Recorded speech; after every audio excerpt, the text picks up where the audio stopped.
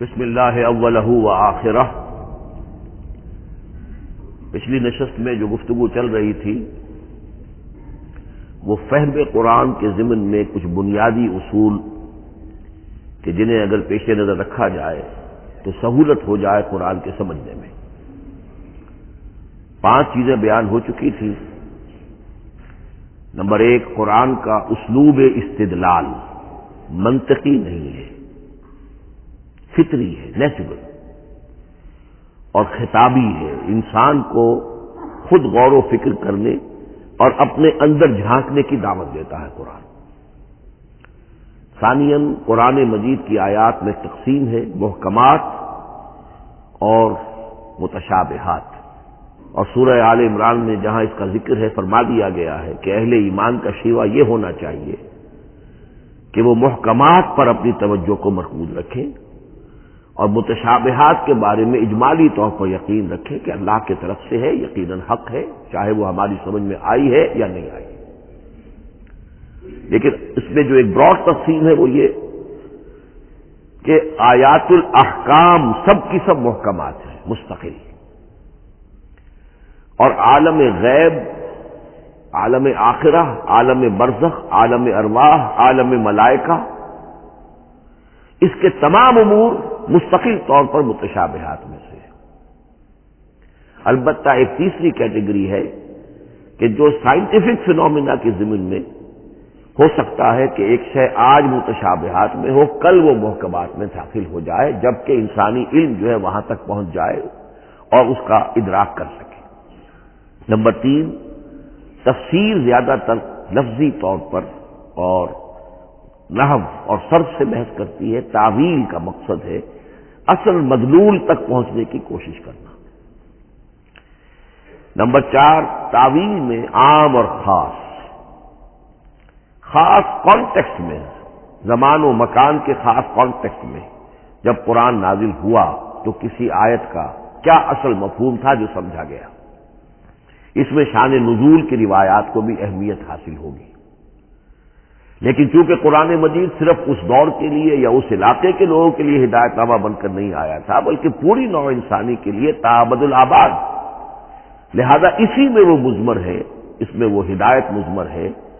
یہ تعویل عام کر کے آیت کے الفاظ، ان کا در و بست اور آیت کا سیاق و سباق اس کے حوالے سے، اور القرآن یفسر بعضہ بعضا کے حوالے سے یقیناً جو ہے اس میں ابدی ہدایت جو مضمر ہے وہ بھی حاصل کی جا سکتی ہے۔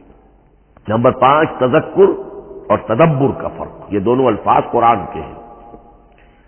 تذکر کے لیے 4 مرتبہ اللہ نے سورہ قمر میں چیلنجنگ انداز میں فرمایا ہے، وَلَقَدْ يَسَّرْنَا الْقُرْآنَ لِلذِّكْرِ فَهَلْ مِن مُّدَّكِرٍ، ہم نے قرآن کو ذکر کے لیے، تذکر کے لیے، ہدایت اخذ کرنے کے لیے، بنیادی نصیحت حاصل کرنے کے لیے نہایت آسان بنایا ہے۔ تو ہے کوئی جو اس سے تذکر کرنا چاہے؟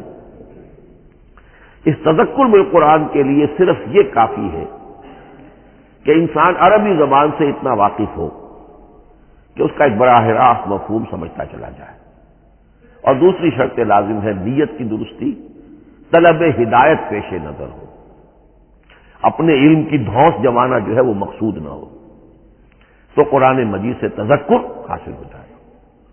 تدبر کے اعتبار سے قرآن مجید مشکل ترین کتاب ہے، بلکہ میں نے اس وقت ایک غلط لفظ استعمال کر دیا تھا، دنیا کی مشکل ترین، یہ دنیا کی کتاب ہے ہی نہیں، یہ تو مشکل ترین کتاب ہے۔ وہی معنی کہ اللہ تعالیٰ کے علم کامل سے اس کا نزول ہوا ہے، اس علم کا احاطہ کسی انسان کے لیے ممکن نہیں ہے۔ اسی طرح یہ قرآن ایک ایسے سمندر کے مانند ہے جس کا نہ کوئی کنارہ ہے اور نہ ہی اس کی کوئی تہہ ہے، اس میں پوری زندگیاں کھپانے کے باوجود بھی افلا یتدبرون القرآن، تدبر لیدبروا آیاتہ ولیتذکر اولو الالباب، یہ 2 اصطلاحات خود قرآن کی ہیں۔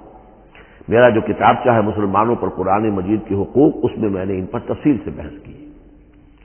نمبر 6، 2 اعتبارات سے قرآن مجید پر غور کرنے والے کا ایٹیچیوڈ ایک دوسرے سے بالکل متضاد ہوگا۔ احکام کے حوالے سے ایک طالب علم کا رخ پیچھے کی طرف ہونا چاہیے. اسلاف نے کیا سمجھا، ان سے پہلوں نے کیا سمجھا، ان سے پہلوں نے کیا سمجھا، صحابہ نے کیا سمجھا، یہاں تک کہ اپنے آپ کو محمد الرسول اللہ کے قدموں میں پہنچا دیجیے. دین کا عملی پہلو، حلال اور حرام، جائز و ناجائز، یہ چیزیں آپ کو، یہ نہیں کہ آپ کو نئے زمانے کی وہ جو بھی ریسرچ ہو اس کے حوالے سے اور نئے زمانے کے سائنسی جو حقائق ہیں ان کے حوالے سے بات کریں. دوڑ پیچھے کی طرف ہے گردش ایام، تو پیچھے سے پیچھے، پیچھے سے پیچھے، یہاں تک کہ وہ مصطفیٰ برسا کی شرا کے دی ہماؤس اگر بہو نہ رسیدی تمام بولا. لیکن حکمت، سائنس، اس کے حوالے سے آگے بڑھیے، آگے سے آگے بڑھیے. وہ تو میں عرض کر چکا ہوں کہ وہ جو فینومینا قرآن مجید میں سائنٹیفک مذکور ہیں ان کی اصل حقیقت جو ہے وہ ہمارے اگر اسلاف کو سمجھ میں نہیں آ سکی تو بات سمجھ میں آتی ہے. ابھی علم کی سطح ہی اتنی کمزور تھی، اتنی نیچی تھی کہ ان کی اس کا ادراک ممکن نہیں تھا.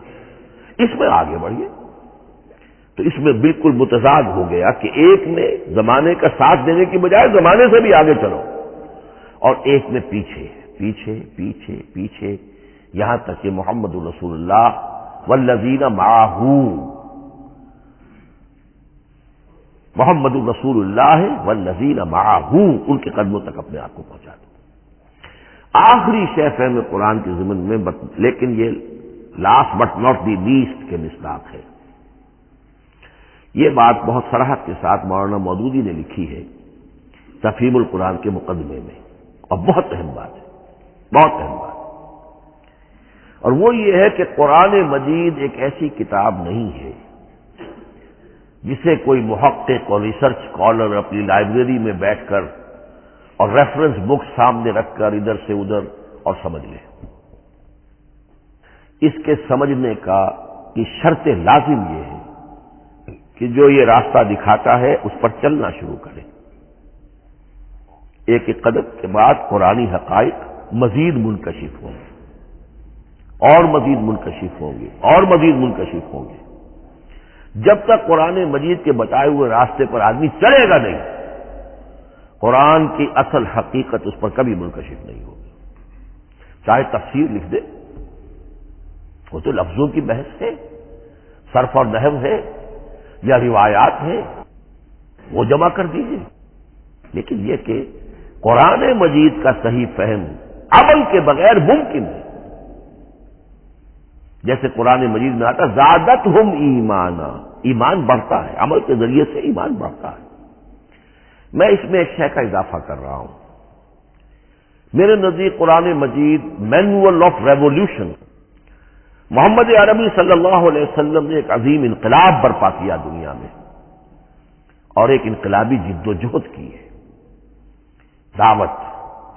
دعوت کے قبول کرنے والوں کو منظم کرنا، ان میں سم و طاعت کی عادت پیدا کرنا، پھر ان میں تن من دھن قربان کرنے کا جذبہ پیدا کرنا، پھر ان کا تزکیہ کرنا، ان کی تربیت. پھر جب وہ تیار ہو جائیں تو باطل سے ٹکر، اور اس میں پھر جہاد اور قتال کے مراحل، تاکہ انقلاب آ گیا.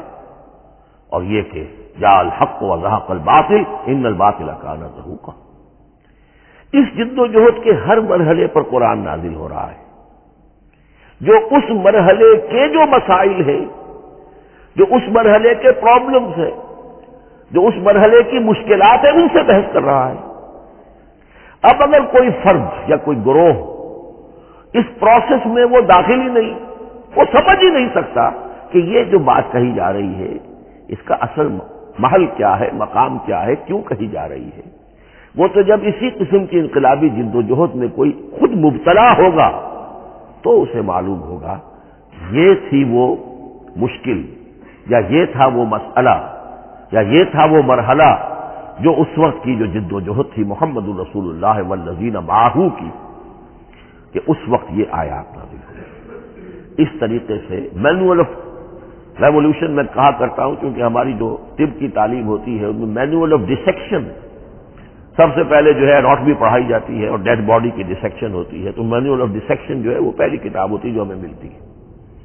یہ ہوتا ہے، بتایا جاتا ہے یہاں ذرا شکاف دو اور یہ کھال کو کاٹو، اس کے اندر تمہیں یہ نظر آئے گا، یہ فیشیا ہے، پھر اسے اس کے اندر ایک اور شگاف دو، یہ نظر آئے گا۔ بالکل اسی طریقے سے قرآن مجید کی انگلی پکڑ کر اگر آپ چلیں گے تو پھر درجہ بدرجہ قرآن آپ پر منکشف ہوتا چلا جائے گا۔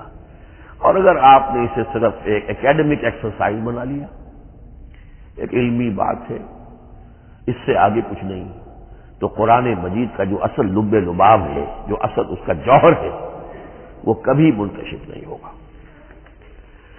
اب آئیے ایک اہم موضوع، اعجاز قرآن کے وجوہ کیا ہے۔ پہلی بات تو یہ سمجھ لیجئے کہ قرآن مجید کی حقانیت پر بنیادی طور پر دو قسم کی دلیلیں ہیں۔ ایک دلیل خارجی ہے، خارجی دلیل محمد الرسول اللہ صلی اللہ علیہ وسلم کی شخصیت اور آپ کا کارنامہ، الصادق الامین، قد لبثت فیکم عمرا، میں تمہارے مابین ایک عمر گزار چکا ہوں، تم نے مجھے دیکھا، میرا کردار دیکھا، تم نے خود مجھے الصادق اور الامین کا جو ہے خطاب دیا، تو خود حضور کی شخصیت دلیل ہے قرآن مجید کی حقانیت پر۔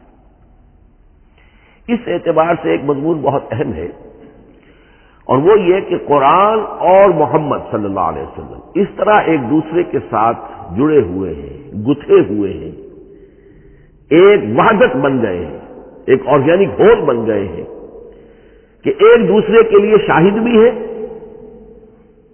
اور ایک دوسرے کے لیے کمپلیمنٹری بھی ہے، جس کے لیے میں دو مقامات سے استشہاد کروں گا۔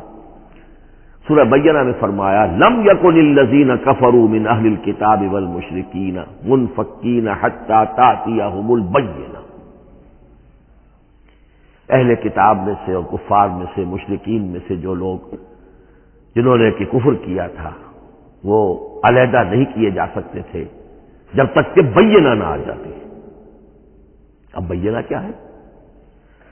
رسول من اللہ یتلو صحفا مطہرۃ فیہا کتب قیمہ، بینہ دو چیزوں سے مل کر بنی، رسول من اللہ یتلو صحفا مطہرۃ فیہا کتب قیمہ، رسول اور قرآن مل کر بینہ ہے، رسول کی شخصیت بین ہے،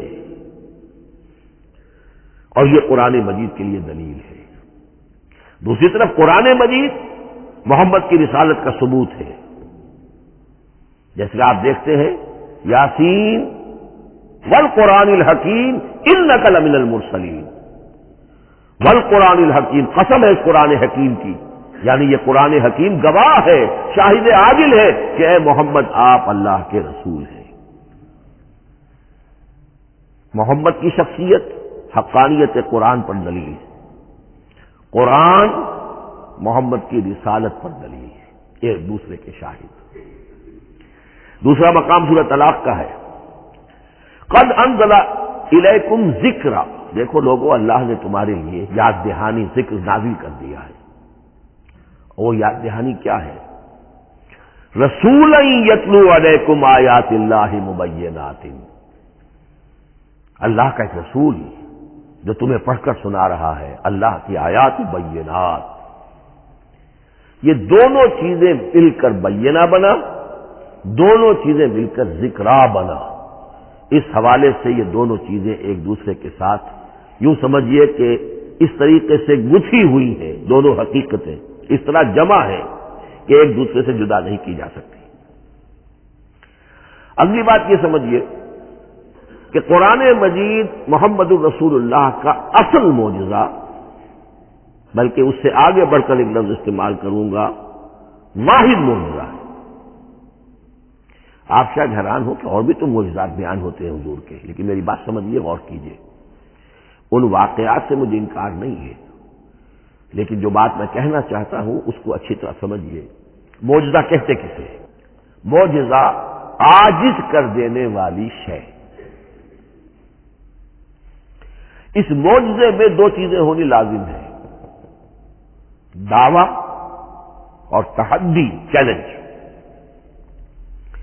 جبکہ کوئی خرق عادت کوئی شے پیدا ہو جائے، خرق عادت اسے کہتے ہیں کہ فزیکل لا ایک ہے، پانی، واٹر کیپس اٹس سرفیس، حضرت موسیٰ کا عصا اس پر لگا اور سمندر پھٹ گیا، خرق عادت ہے، یعنی جو عادی قانون ہے، عام طور پر جو قوانین طبعیہ ہیں ان کا پھٹ جانا، ختم ہو جانا، ٹوٹ جانا، اور کسی حقیقت کا اس میں سے ظاہر ہو جانا جو ان فزیکل لاز کے خلاف۔ آگ کے بارے میں قانون کیا ہے؟ وہ جلاتی ہے، لیکن یہ کہ یہ معجزہ ہے، یہ خرق عادت ہے کہ حضرت ابراہیم آگ میں ڈالے گئے، اسے نہیں جلائے، یا نارو کونی بردن و سلام علی ابراہیم۔ تو خرق عادت کو اب دو قسموں میں آپ سمجھیے۔ ایک خرق عادت وہ ہے جو دعوے کے ساتھ پیش کیا جائے، اپنی صداقت، اپنی رسالت کی حقانیت اور صداقت کے ثبوت کے طور پر، اور اس میں چیلنج کیا جائے کہ آؤ مقابلہ کر لو۔ وہ اس رسول کا اصل معجزہ ہوتا ہے۔ ایک خرق عادت وہ ہے جو اللہ تعالیٰ اپنے نیک بندوں کی بزرگی کو ظاہر کرنے کے لیے، غیر انبیاء کے لیے بھی کرامات جنہیں ہم کہتے ہیں ہو جاتی ہے۔ بہت سے صحابہ سے وہ کرامات ثابت ہیں۔ حضرت عمر رضی اللہ تعالی عنہ کو شام کا میدان جنگ دکھا دیا گیا، یا ساریۃ الی الجبل کے الفاظ آپ نے فرمائے۔ ابھی تو ٹیلی ویژن کہیں نہیں تھا، ابھی یہ سارے وسائل و ذرائع موجود نہیں تھے، یہ خرق عادت ہے۔ غیر نبی کے لیے اسے ہم کہیں گے کہ یہ کرامات ہے۔ نبی کے لیے لفظ معجزہ اختیار کر لیا جاتا ہے، لیکن معجزہ اس کو نہیں کہنا چاہیے، اصل میں یہ بھی نبی کے لیے کرامات کے درجے کی شے ہے جو اس سے بلند ہے۔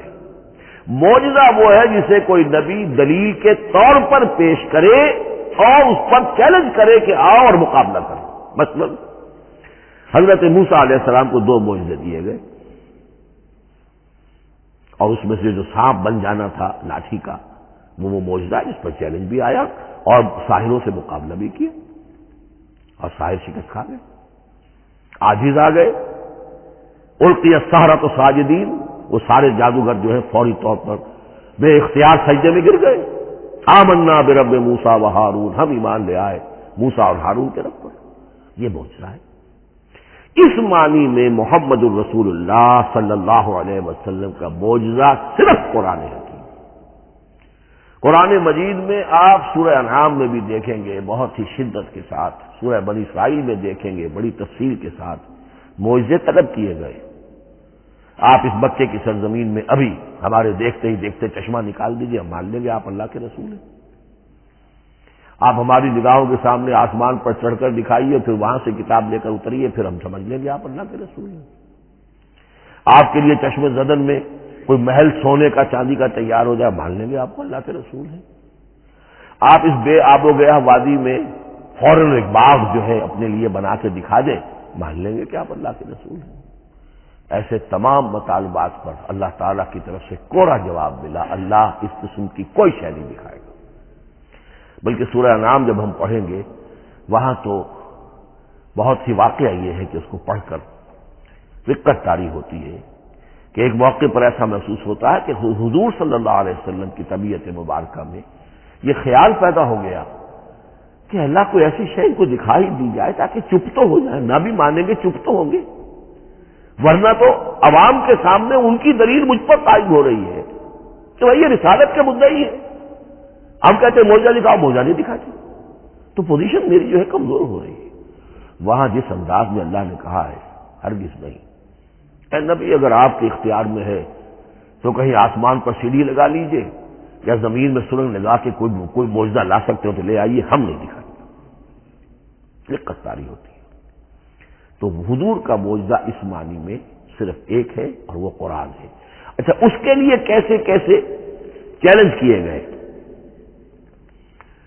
ام یقولون تقولہ بل لا یؤمنون فلیاتوا بحدیث مثلہ ان کانوا صادقین، سورۃ الطور۔ کیا ان لوگوں کا کہنا یہ ہے کہ یہ کلام خود محمد نے موضوع کر لیا ہے صلی اللہ علیہ وسلم؟ تو اگر ایسی بات ہے تو وہ بھی ایسا ہی کلام پیش کر دیں۔ تحدی، اس چیلنج کو کوئی قبول نہیں کر سکا۔ کم سے کم اس شرافت کا اقرار کرنا پڑتا ہے کہ اس وقت عرب قوم میں یہ شرافت تھی کہ کسی نے اٹیمپٹ بھی نہیں کی، ورنہ کوئی شخص الٹی سیدھی عبارت لکھ کر لے آتا اور کھڑا ہو کر کہہ دیتا کہ ٹھیک میں کہتا ہوں یہ ہے، یہ قرآن کی طرح کا کلام ہے۔ نہیں، کسی نے نہیں کیا۔ تاریخ یہ بتاتی ہے کہ اس تحدی کا کوئی کسی نے قبول نہیں کیا۔ اسی طرح فرمایا سورہ بنی اسرائیل میں قل لئن اجتمعت الانس والجن على ان ياتوا بمثل هذا القرآن لا ياتون بمثله ولو كان بعضهم لبعض ظهيرا۔ چیلنج ہے، اے نبی کہہ دیجئے اگر تمام انسان تمام جن مل کر بھی چاہیں کہ ایسی کوئی کتاب وہ مرتب کر لے، نہیں کر سکیں گے، چاہے وہ سب کے سب ایک دوسرے کی مدد کریں۔ ہے کہ نہیں چیلنج؟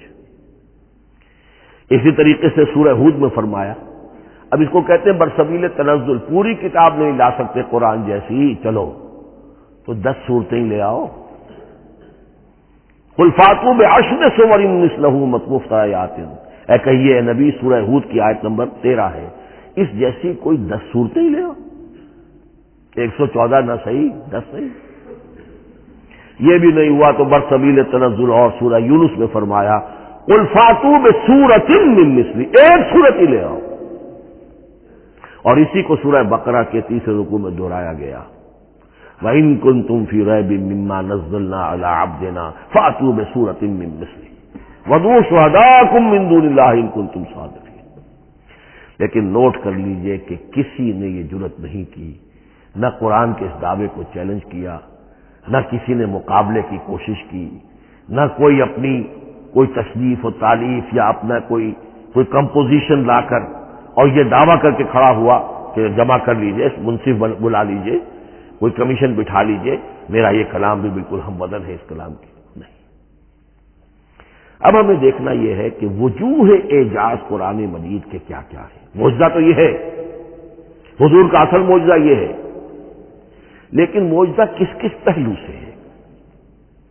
یہ ایک ایسا موضوع ہے کہ جس پر پوری تصانیف لکھی گئی ہے۔ وجوہ الاعجاز، وجوہ اعجاز القرآن، قرآن کے معجزہ ہونے کے کون کون سے پہلو ہیں۔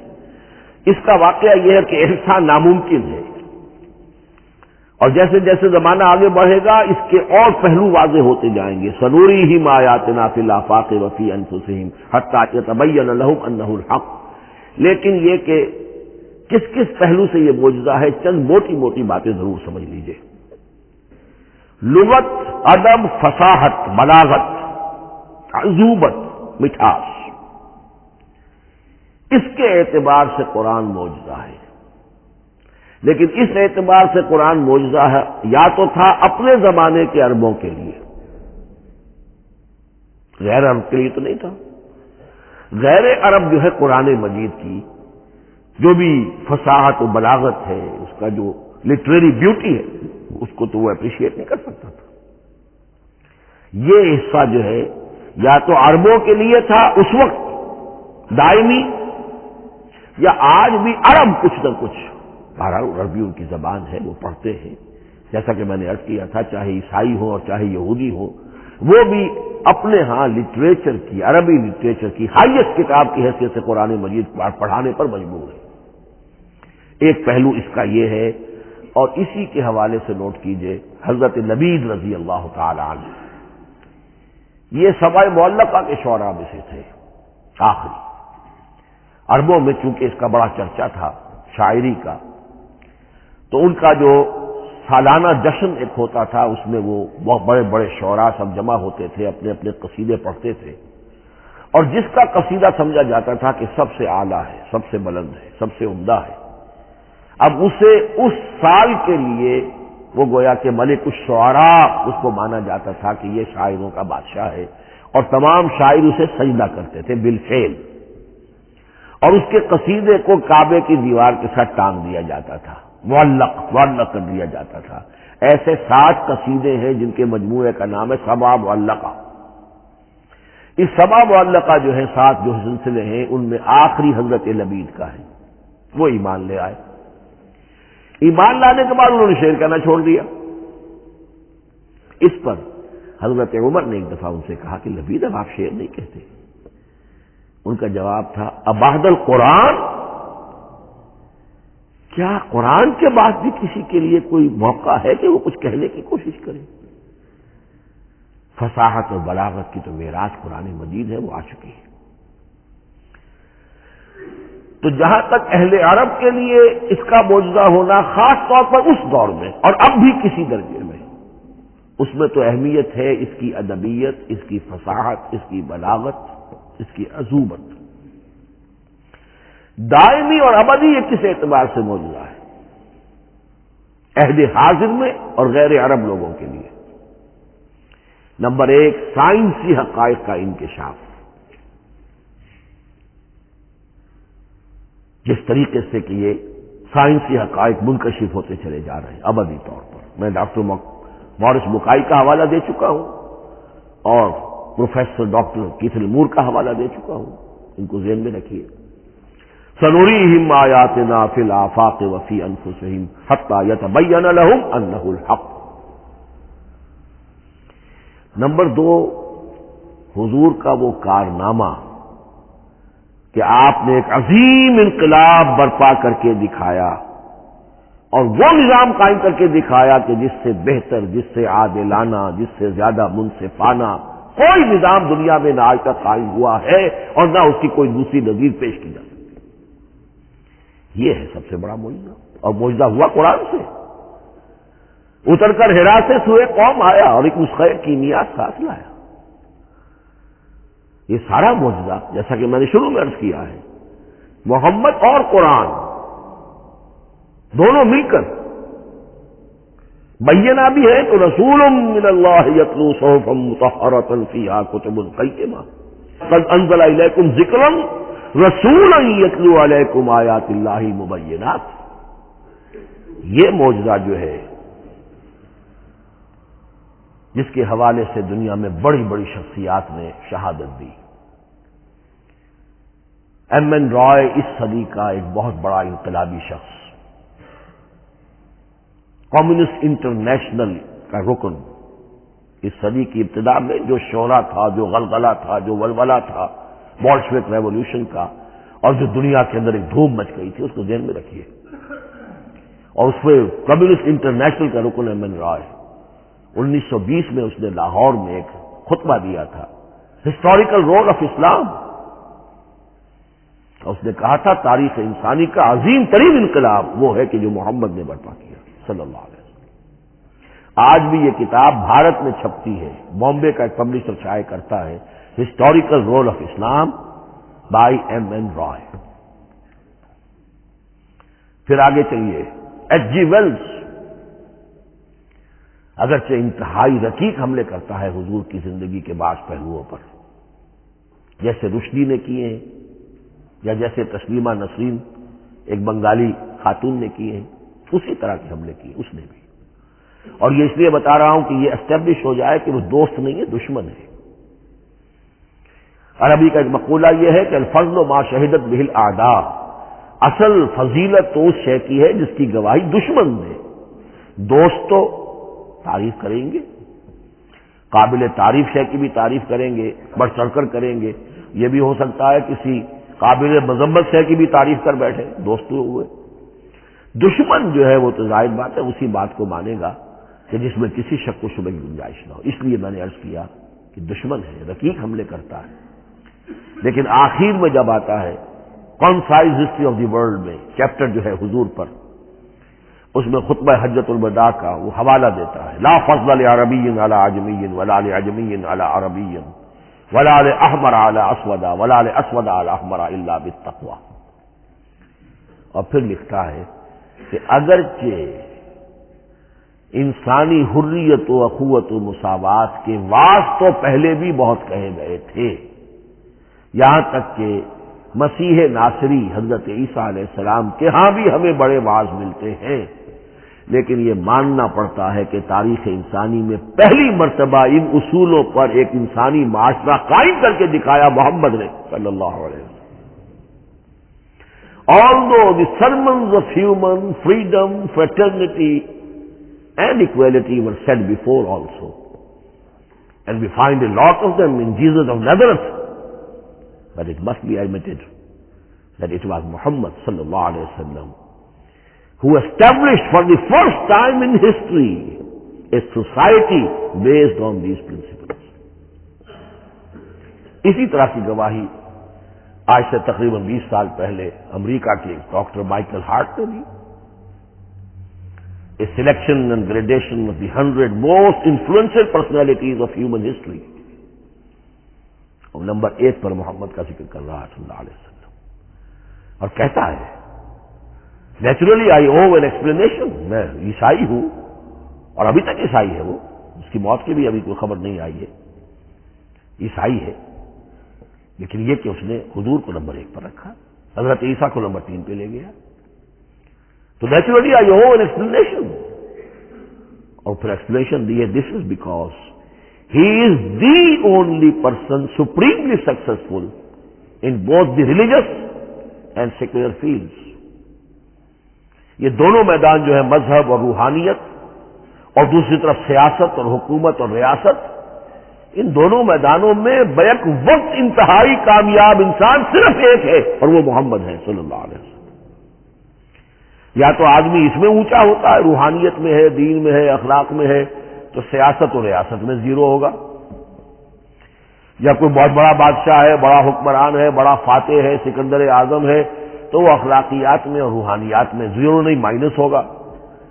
یہ معاملہ کہ دونوں میں this is because he is the only person supremely successful in both the religious and secular fields. لیکن یہ بات نوٹ کر لیجئے کہ جو تازہ ایڈیشن ہے اس کتاب کا، اس میں سے یہ پیسج نکال دیا ہے نئے جو ایڈیٹرز ہیں انہوں نے. اس کے لیے آپ کو کسی پرانے ایڈیشن سے رجوع کرنا پڑے گا، concise history of the world, اور وہ لائبریریوں میں مل جائے گا. علامہ اقبال نے اس بات کو یوں بیان کیا ہے، ہر کجا بینی جہان رنگ و بو، کہ از خاکش بروید آرزو، یاد نور مصطفیٰ اورا بہاس، یا ہنود اندر تلاش مصطفیٰ. اس دنیا میں تمدن کے اعتبار سے، اخلاق کے اعتبار سے، معاشرت کے اعتبار سے کہیں کوئی خوبی اگر تمہیں نظر آتی ہے، کوئی رمق نور کی، خوبی کی، بھلائی کی، رنگ و بو، جان لو کہ یا تو وہ نور محمدی سے مستعار لی گئی ہے، اور یا ابھی تک انسان ابھی محمد کی تلاش میں ہے، ادھر جا رہا ہے، قافلہ ادھر جا رہا ہے، نوع انسانی کا چاروں ناچار ادھر جا رہا ہے. سوشل ایوولوشن کا پروسیس انسان کو افراط و تفرید کے دھکوں کے باوجود تدریجاً لے کر جا رہا ہے بحیثیت مجموعی پوری مین کائنڈ کو اسی بات کی طرف کہ جس کی طرف دعوت دی تھی محمد رسول اللہ صلی اللہ علیہ وسلم. ہر کجا بینی جہان رنگ و بو، کہ از خاکش بروید آرزو، یا ز نور مصطفیٰ اورا بہاست، یا ہنود اندر تلاش مصطفیٰ است. اسی اعتبار سے میں ایک بات اور کہہ رہا ہوں، اس پہلو سے واقعہ یہ ہے کہ میرے نزدیک اس دور میں اعجاز قرآن کی سب سے بڑی نمائندہ شخصیت، اعجاز قرآن کا سب سے بڑا مظہر علامہ اقبال کی ذات ہے.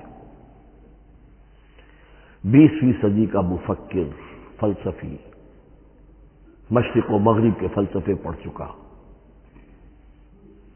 قدیم اور جدید فلسفہ سب کا مطالعہ کیا، اور اس کے بعد اس کو قرآن کی حقانیت پر جو یقین نظر آیا ہے، قرآن کی عظمت جس طرح اس پر منکشف ہوئی ہے، وہ واقعہ یہ ہے کہ مجھے کم سے کم اپنی محدود معلومات کی حد تک عظمت قرآن کا وہ انکشاف کسی دوسرے شخص پر نظر نہیں آتا. انہوں نے جس جس طریقے سے مرثیے کہے ہیں کہ مسلمان قوم نے کس طرح قرآن کو چھوڑا ہوا ہے، واعظ ہے تو قرآن سے نہیں کہیں اور سے، تربیت اور تزکیہ نفس ہے تو اس کا تعلق قرآن سے نہیں، وہ بھی کچھ اور مستعار چیزیں ادھر سے ادھر سے لے لی ہیں، فلسفے ہیں تو کہیں اور سے لے لیے ہیں، قرآن سے حکمت جو ہے وہ اخذ نہیں کی گئی ہے. کیسے کیسے انہوں نے عظمت قرآن کا جو انکشاف ان پر ہوا اس کی تعبیر کی ہے. کتاب زندہ قرآن حکیم، حکمت او لا یزال است و قدیم، حرف اورا ریب نئے، تبدیل نئے، آیا شرمندہ تعویل نئے فاش گویا ماں در دل مزمر است یہ کتابیں نیز چیزیں دیگر است مثل حق پنہاؤ ہم پیداستو زندہ و پائندہ و گویاستو چو بجاں در رفت جہاں دیگر شود جہاں چو دیگر شد جہاں دیگر شود. میں اس میں خاص طور پر دو اشعار آپ کو اس کو سنانا چاہتا ہوں. انہوں نے حضور سے مناجات کرتے ہوئے دو اشعار کہے. اس سے آپ کو اندازہ ہوگا کہ انہیں کتنا یقین تھا کہ میرے سارے فکر کا منبع قرآن حکیم ہے. کہتے ہیں در دلم آئینہ بے جوہر است. اے اللہ کے رسول صلی اللہ علیہ وسلم، اگر میرا دل اس آئینے کے مانند ہے جس میں چمک نہیں ہے، ورب حرفم غیر قرآن مزمر است، اور اگر میرے پیغام میں قرآن کے سوا کوئی شے شامل ہو گئی ہے، قرآن کے سوا کوئی چیز اس میں چھپی ہوئی ہے، مزمر ہے، پردہ ناموس فکرم چاک کن، تو میرے فکر کی ناموس کے دھجیاں بکھیر دیجیے. پردہ ناموس فکرم چاک کن این خیامہ راز خارم پاک کن. اس شاہراہ کو اس کانٹے سے پاک کر دیجیے. کانٹا میرا، میں کانٹے کے مانند ہوں، پھر اٹھا کر پھینک دیجیے. روز محشر خار و رسوا کن مرا، بے نصیب از بوسہ پاک کن مرا. قیامت کے دن مجھے ذلیل و خوار کیجیے گا اور اپنے قدموں، اپنے پائے مبارک کا بوسہ لینے سے محروم کر دیجیے. یہ اتنی بڑی بد دعا جو اقبال اپنے آپ کو دے رہا ہے، تو کس قدر یقین اسے حاصل ہے کہ اس نے قرآن کی ترجمانی کی ہے. اب آئیے، بہت چھوٹے چھوٹے دو اور مضمون ہیں. قرآن حبل اللہ ہے، اس کے کیا معنی ہے؟ حبل رسی کو کہتے ہیں، اللہ کی رسی. حبل من مسد، سورہ لہب میں یہ لفظ آیا ہے. امام راغب نے اس کی تعبیر کی ہے استعیر للوصل ولکل ما یتوصل به الی شیء. یا تو تعلق کو حبل سے استعارہ دیا جاتا ہے، استعارے کے طور پر حبل کا لفظ کسی تعلق کے لیے استعمال ہوتا ہے، یا کسی شے تک پہنچنے کا ذریعہ، وہ حبل ہے.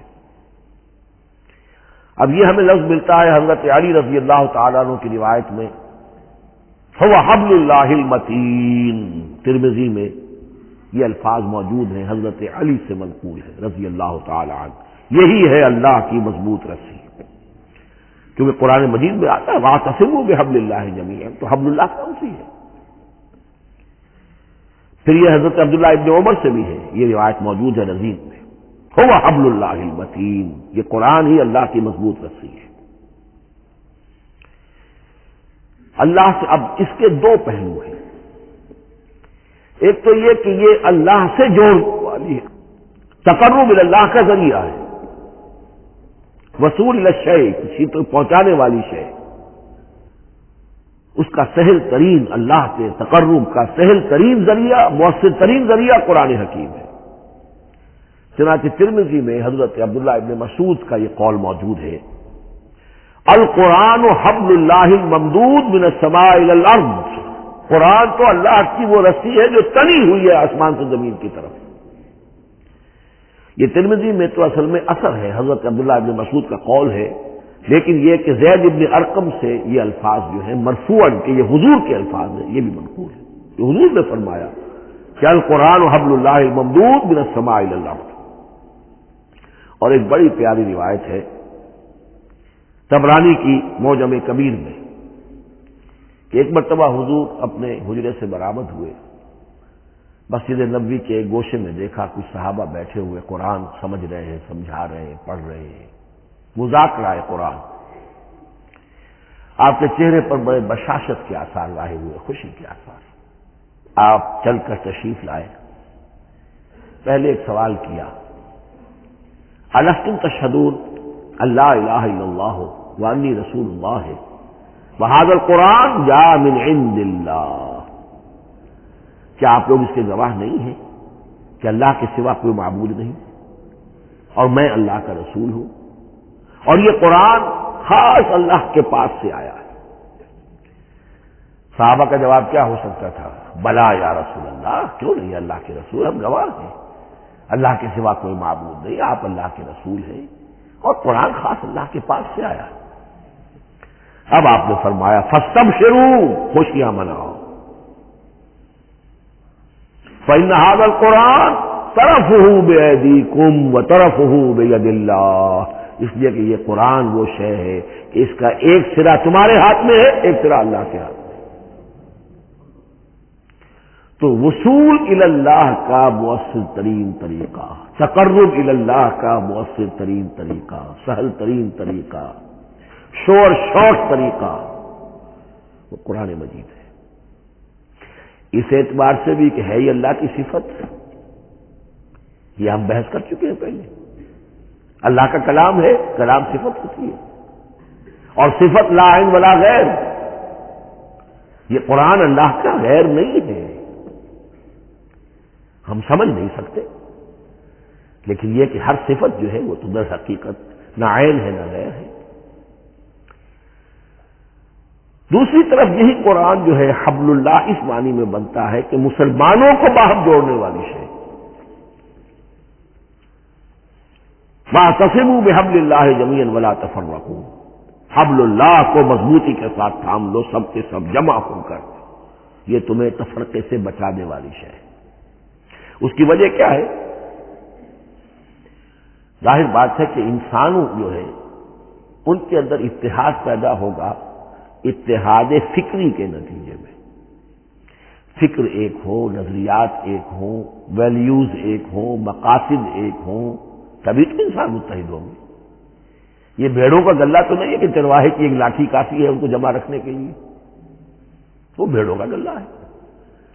انسانوں کو جمع کرنے کے لیے کوئی ایسی شے جو تمہیں ایک فکر سے، ایک نظریے سے، ایک مقصد سے، ایک نصب العین سے متصف کر دے، وہ تمہیں جوڑ دے گی۔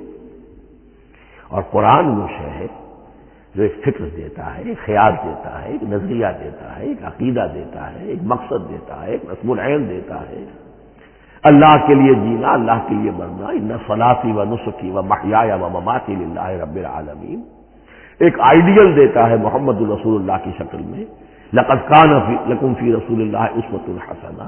اب قرآن وہ چیز ہے کہ جو تمہیں آپس میں جوڑتی چلی جائے گی، تمہارے درمیان اتحاد پیدا ہو جائے گی۔ آخری چیز، مسلمانوں پر قرآن مجید کے حقوق کیا ہیں، یہ صرف اشارہ کروں گا اس لیے کہ اس پر میرا کتابچہ موجود ہے، اور اس کتابچے کو اللہ تعالیٰ نے بہت قبول عام عطا فرمایا۔ اس کا انگریزی ترجمہ کیا ایک صاحب نے، از خود کیا، خود ہی ٹائپ کیا، خود ہی چھپوایا۔ عربی ترجمہ ایک صاحب نے کیا، خود کیا۔ فارسی ترجمہ ایک صاحب نے کیا، خود کیا، بغیر کسی معاوضے کے۔ ملیشیا میں وہ چھپ چکا ہے، لاکھوں کی تعداد میں عام ہو چکا ہے۔ پھر میں نے ایک موقع پر 1970 میں رمضان مبارک کے دوران آخری عشرے میں مولانا بن نوری رحمۃ اللہ علیہ تشریف لائے ہوئے تھے مدینہ منورہ، اور میں نے بھی وہ پورا رمضان مبارک اس سال وہیں کیا تھا۔ میں نے ان کو دیا تھا کہ آپ دیکھیے اس میں کوئی غلطی ہو تو مجھے بتا دیجئے، میں اسے بڑے پیمانے پر شائع کرنا چاہتا ہوں۔ انہوں نے حالت اعتکاف میں مسجد نبوی میں پڑھا ہے، صرف ایک جگہ ایک جملے میں انہوں نے اصلاح تجویز کی، وہ میں نے کر دی۔ اس اعتبار سے اب یہ کتابچہ جو ہے مصدقہ ہے مولانا محمد یوسف بن نوری رحمۃ اللہ علیہ۔ اس میں اللہ تعالیٰ نے جو بات مجھ سے کہلوا دی تھی تقریباً 30 سال پہلے کی بات ہے، ہر مسلمان پر قرآن مجید کے 5 حقوق حتم استعداد و توفیق عائد ہوتے ہیں۔ پہلے یہ کہ اس پر ایمان ہو جیسا کہ ایمان کا حق ہے، صرف زبانی ایمان نہیں، دل سے یقین کہ یہ اللہ کا کلام ہے۔ اور اس کا نتیجہ کیا ہوگا؟ پھر عظمت اس کی پیدا ہوگی، ایمان و تعظیم، یہ پہلا حق ہے۔ تلاوت و ترتیل، اس کو پڑھے جیسے کہ پڑھنے کا حق ہے، پھر سمجھے جیسے کہ سمجھنے کا حق ہے، تذکر و تدبر، پھر عمل کرے، انفرادی طور پر بھی اجتماعی طور پر بھی۔ انفرادی طور پر جو آپ کی زندگی کے معاملات ہیں وہ آپ قرآن کے مطابق طے کریں، قومی سطح پر حکومت اور ریاست اور قانون اور سیاست، اس کے سارے تقاضے قرآن کے مطابق پورے۔ اور آخری یہ کہ اس قرآن کو پہنچائیں اور عام کریں، جس کے لیے حضور نے اس حد تک اس میں عمومیت کر دی ہے کہ بلغوا انی ولو آیۃ، پہنچاؤ میری جانب سے، خواہ ایک ہی آیت پہنچاؤ، میرا کوئی امتی اس سعادت سے بالکل محروم نہ رہ جائے۔ اول تو خیرکم من تعلم القرآن وعلمہ، تم میں سے بہترین لوگ وہ ہیں جو اسی کے لیے اپنے آپ کو وقف کر دیں، قرآن پڑھیں اور پڑھائیں، سیکھیں اور سکھائیں، سمجھیں اور سمجھائیں، اس لیے کہ سمجھنے اور سمجھانے، سیکھنے اور سکھانے، پڑھنے اور پڑھانے کا بھی کوئی ایک لیول تو نہیں ہے، ایک عام لوگوں کی سطح ہے، ایک ان سے اوپر کی سطح ہے، ایک انٹلیکچوئل کی سطح ہے، ایک جینیس لوگوں کی سطح ہے۔ ان تمام سطحوں پر قرآن کو سمجھانے کے لیے، پہنچانے کے لیے خود بھی تو اوپر اٹھنا پڑے گا، خود اسے سیکھنا پڑے گا، خود اس کی گہرائی میں غوطہ دانی کرنی پڑے گی، اور یہ ایک لائف لانگ پروسیس ہے، یہ کوئی پارٹ ٹائم جاب نہیں ہے، یہ کوئی صرف پیس ٹائم نہیں ہے، یہ کوئی ہابی نہیں ہے، ہمہ وقت ہمہ تن خیرکم من تعلم القرآن وعلمہ۔ اب آخری بات بتا رہا ہوں، اور وہ یہ ہے کہ قرآن مجید وحی باللفظ ہے، صرف وحی بالمعنی نہیں ہے۔ یہ بحث اصل میں کیونکہ ہمارے پڑھے لکھے طبقے میں کچھ زیادہ ہو جاتی ہے، خاص طور پر جو مشنری اسکولوں وغیرہ میں پڑھے ہو اور عیسائیت اور اس کے عقائد اور اس کے فلسفے کی کوئی تھوڑی بہت ان کو کوئی چھوٹ لگ گئی ہو۔ عیسائیوں کے ہاں یہ عقیدہ ہے، اجماعی عقیدہ ہے کہ وحی بالمعنی ہوتی ہے، یعنی وحی کا ایک مفہوم ہے جو نبی پر اتار دیا جاتا ہے، پھر نبی اپنے الفاظ میں اسے ادا کرتا ہے۔ لفظ اللہ کے نہیں ہوتے، لفظ نبی کے ہوتے ہیں، مفہوم اللہ کا ہوتا ہے۔ ان کے لیے مجبوری یہ ہو چکی ہے جس کی وجہ سے انہیں یہ عقیدہ اپنانا پڑا کہ کوئی ایک انجیل ہے ہی نہیں، 104 انجیلوں میں سے وہ انہوں نے 4 سلیکٹ کی تھی کینونیکل گاسپلز، باقی جو ہے وہ اب وہ ان کو مستند نہیں مانتے، اپوکریفل کہتے ہیں۔ اور میں نے ایک مرتبہ ایک پادری صاحب سے، مسٹر وائٹ ہوتے تھے منٹگومری میں نے ان سے پوچھا which one of them is Bible, یہ متی اور یہ لوک اور مارکس اور جان، ان میں سے کون سی بائبل کون سی ہے؟ تو اس نے جواب دیا none of them is Bible, Bible is in them, ان میں سے کوئی ایک بھی مشخص طور پر، معین طور پر بائبل نہیں ہے، بائبل ان میں ہے بحیثیت مجموعی۔ لہذا ان کے لیے یہ عقیدہ جو ہے وہ لازم سا ہو گیا۔ ہمارے ہاں بھی بعض فلاسفہ نے اس قسم کی باتیں کی ہے کہ جن سے یہ دھوکہ لگتا ہے، لیکن میں خاص طور پہ چونکہ علامہ اقبال کا تذکرہ میں نے آج کیا ہے، اسی حوالے سے میں ان کا ایک واقعہ بیان کرنا چاہتا ہوں۔ ایف سی کالج لاہور کے پرنسپل تھے ڈاکٹر یوئنگ، ایک دعوت تھی، اس میں علامہ بھی تھے، وہ بھی تھے۔ تو ڈاکٹر یوئنگ نے کہا، وہ بڑا فلسفی تھا، کہ ڈاکٹر اقبال ہم نے سنا ہے کہ آپ بھی وحی باللفظ کے قائل ہیں، آپ جیسا پڑھا لکھا شخص، عالم دانا۔ علامہ اقبال نے فرمایا جی ہاں، اور مجھے تو اس کا ذاتی تجربہ ہے، مجھ پر تو جو شعر نازل ہوتے ہیں وہ الفاظ میں ڈھلے ہوئے ہوتے ہیں، میں ان میں تبدیلی کرنا چاہوں تو نہیں کر سکتا۔ تو اگرچہ اس سوال اس جواب کو ہم کہیں گے کہ یہ الاجوبۃ المسکتہ، مسکت چپ کر دینے والا جواب تھا کہ جو علامہ اقبال نے دیا، لیکن ذہن میں رکھیے یہ کہ جو وحی باللفظ ہے وہ ختم ہو چکی محمد رسول اللہ صلی اللہ علیہ وسلم پر، وحی رسالت وحی باللفظ ہے، وہ ختم ہو چکی۔ البتہ الہام، کشف، رویا، القاء، یہ وحی بالمعنی ہے، یہ کوئی ایک شے ہے جو دل میں ڈال دی جاتی ہے، اس کے دروازے آج بھی کھلے ہوئے ہیں۔ اور یہ جان لیجئے قرآن مجید کی حقانیت کا جو اصل ثبوت ہے وہ یہ ہے کہ آپ اسے اپنے باطن کے اندر محسوس کریں۔ یہ جو باطنی تجربہ علامہ اقبال نے کہا ہے کہ انسان اپنے باطن میں محسوس کرے کہ ہاں یہ بات ہے، ٹھیک ہے، اس کے لیے کہ علامہ ابن قیم رحمۃ اللہ علیہ کا قول ایسا ہے، بڑا پیارا قول ہے قرآن کے کچھ پڑھنے والے ایسے ہیں جب قرآن کو پڑھتے ہیں تو یوں محسوس کرتے ہیں کہ ہم مصحف سے نہیں پڑھ رہے، لوح قلب سے پڑھ رہے ہیں، ہمارے دل پر لکھا ہوا قرآن موجود ہے، یعنی ہماری فطرت، ہمارے اندر کی کوئی حقیقت ہے جو سرٹیفائی کر رہی ہے، توثیق کر رہی ہے، اٹیسٹ کر رہی ہے کہ ہاں یہ ٹھیک ہے۔ اور اس کی وجہ کیا ہے؟ ہماری روح اور اس قرآن کا منبع وہ ایک ہی ہے، وہ ذات باری تعالی ہے، یہ کلام اللہ ہے، اور ہماری روح امر اللہ۔ یسألونک عن الروح قل الروح من امر ربی وما اوتیتم من العلم الا قلیلا۔ بس میں اسی پر اکتفا کر رہا ہوں۔ بارک اللہ لی ولکم فی القرآن العظیم ونفعنی وإیاکم بالآیات والذکر الحکیم۔